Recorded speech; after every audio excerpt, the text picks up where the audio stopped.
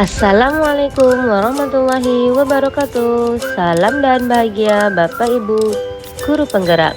Perkenalkan, nama saya Ervin Komalasari, calon guru penggerak angkatan 9.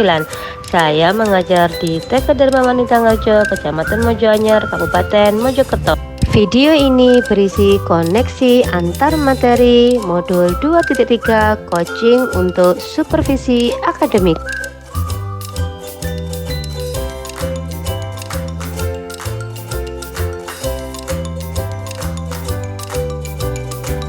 Pengalaman atau materi pembelajaran yang baru saja diperoleh dalam modul 2.3 ini, saya mempelajari tentang supervisi akademik yang bertujuan untuk pengembangan kompetensi diri dalam setiap pendidik di sekolah. Pendekatan yang digunakan adalah coaching yang memiliki 3 prinsip, yaitu kemitraan, proses kreatif, dan memaksimalkan potensi. Kompetensi inti coaching yang harus dimiliki diantaranya kehadiran penuh atau present, mendengarkan aktif, dan mengajukan pertanyaan berbobot.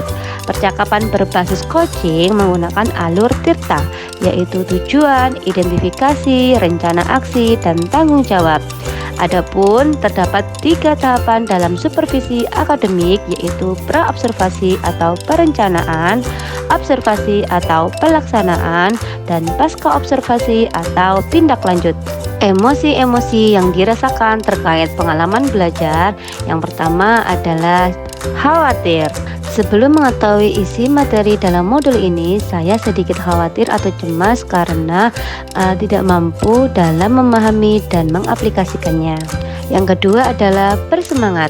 Setelah mempelajari dalam eksplorasi konsep, saya mulai bersemangat dan tertarik dalam mendalami isi dari modul ini. Yang ketiga adalah gembira.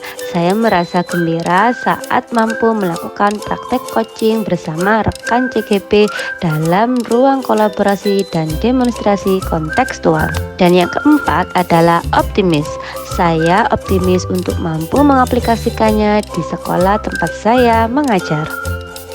Apa yang sudah baik berkaitan dengan keterlibatan diri dalam proses belajar, saya mampu berkolaborasi dengan rekan sesama calon guru penggerak saat mempraktekkan proses coaching menggunakan alur tirta dan sesuai dengan prinsip coaching dalam ruang kolaborasi dan demonstrasi kontekstual, baik berperan sebagai coach, coachee, maupun sebagai pengamat atau observer. Apa yang perlu diperbaiki terkait dengan keterlibatan diri dalam proses belajar? Yang perlu diperbaiki adalah kemampuan dalam mengajukan pertanyaan yang berbobot agar dapat menggali informasi permasalahan pada diri coachee sehingga dapat menemukan solusi atas permasalahan yang dihadapi. Keterkaitan terhadap kompetensi dan kematangan diri pribadi, saya mempelajari modul 2.3. Setelah saya mempelajarinya tentang coaching dalam supervisi akademik, kompetensi saya mulai berkembang ditandai dengan mampu mempraktekkan proses coaching menggunakan alur tirta, baik sebagai coach, coachee, maupun pengamat. Saat saya mempraktekkan proses coaching, saya harus mampu mengendalikan diri dari asumsi-asumsi pribadi dan rasa emosi sehingga muncul kematangan berpikir dan bertindak agar sesuai dengan prinsip coaching, yaitu kemitraan, proses kreatif, dan memaksimalkan potensi.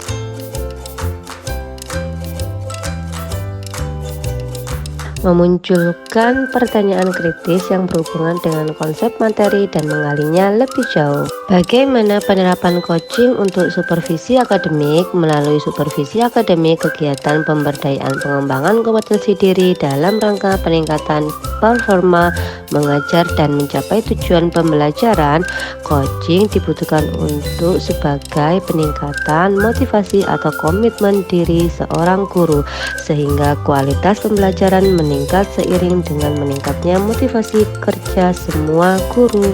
Mengolah materi yang dipelajari dengan pemikiran pribadi sehingga tergali wawasan insight baru. Coaching dalam supervisi dapat berpengaruh dalam terwujudnya pemimpin pembelajaran yang berpihak pada murid. Pembelajaran yang berpihak pada murid adalah hal yang sangat penting untuk diterapkan dalam lingkungan sekolah. Agar dapat terwujud pembelajaran yang berpihak pada murid, maka harus memiliki kompetensi menjadi pemimpin pembelajaran.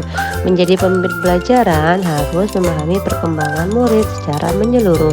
Tidak hanya dari aspek kognitif saja, namun juga harus memahami karakter dan sosial emosional murid. Dengan demikian, tujuan coaching dalam supervisi akademik untuk mengembangkan kompetensi guru agar dapat meningkatkan kinerja dan terwujudnya pembelajaran yang berpihak pada murid.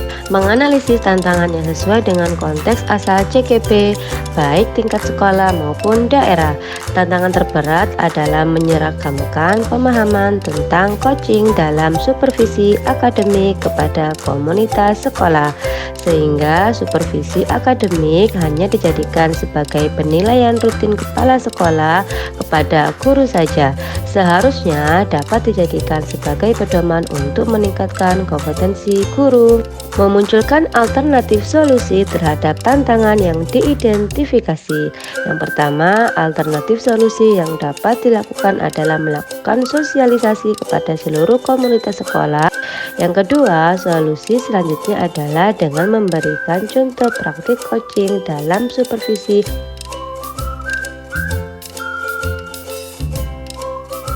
Pengalaman masa lalu, saya pernah disupervisi oleh kepala sekolah dan pengawas sekolah. Namun, kegiatan supervisi tersebut hanyalah sebatas menjalankan kewajiban saja tanpa mengetahui makna supervisi yang sebenarnya. Dalam supervisi yang dilakukan tersebut, tanpa adanya kegiatan praobservasi dan pasca observasi, sehingga hanya sebatas pemberian nilai guru saja. Penerapan di masa mendatang, kedepannya kegiatan supervisi ini harus dijadikan sebagai salah satu bagian dalam peningkatan kompetensi guru dalam bidang akademik dengan menggunakan prinsip coaching, yaitu kemitraan, proses kreatif, dan memaksimalkan potensi. Konsep atau praktik baik yang dilakukan dari modul lain yang telah dipelajari pada modul 2.1 dalam pembelajaran berdiferensiasi, murid dikelompokkan berdasarkan kebutuhan belajarnya agar dapat memaksimalkan potensi yang dimiliki. Begitu pula dengan praktek coaching yang harus memaksimalkan potensi coaching agar dapat menemukan sendiri solusi atas permasalahan yang dihadapi. Sedangkan pada modul 2.2 dalam pembelajaran sosial emosional terdapat teknik stop dan mindfulness yang dilakukan untuk dapat membuat suasana menjadi lebih kondusif. Saat melakukan coaching pun, seorang coach harus menerapkan teknik tersebut agar dapat fokus dan terwujud kehadiran penuh saat melakukan proses coaching. Informasi yang didapat dari orang atau sumber lain di luar bahan PGP, faktor utama pelaksanaan supervisi akademik oleh kepala sekolah, kesadaran kepala sekolah akan kompetensi supervisi yang harus dijadikan semangat dan dukungan oleh para guru. Coaching yang diberikan kepala sekolah akan memberikan pengaruh pada proses pembelajaran. Suasana kebersamaan sekolah yang mendukung bisa dijadikan sebagai sarana untuk membangun kinerja lebih maksimal dan kegiatan supervisi akan berjalan dengan nyaman. Terima kasih, semoga bermanfaat. Wassalamualaikum warahmatullahi wabarakatuh.